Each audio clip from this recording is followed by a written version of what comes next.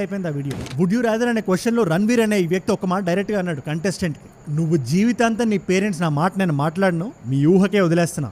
అలా అభ్యంతరంగా చూడగలుగుతావా? చూసే స్థాయి సత్తా నీకుందా? లేదా ఒక్కరోజుకి ఈ మాట కూడా నేను మాట్లాడను, నువ్వు కూడా లోపలికి వెళ్తావా?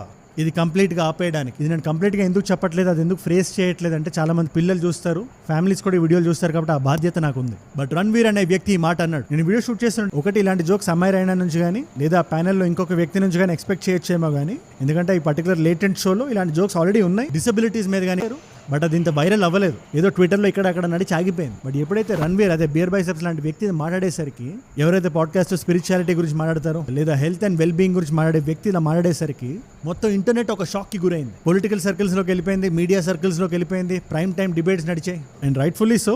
ఇన్సెస్ట్ అంటే ఫ్యామిలీ మధ్య నడిచే అక్రమ సంబంధాలని, ఇలాంటి డర్టీ థింకింగ్ ని నార్మలైజ్ ఎవరైతే చేస్తారో ఖచ్చితంగా తప్పని చెప్పాలి. అది జరిగింది. అండ్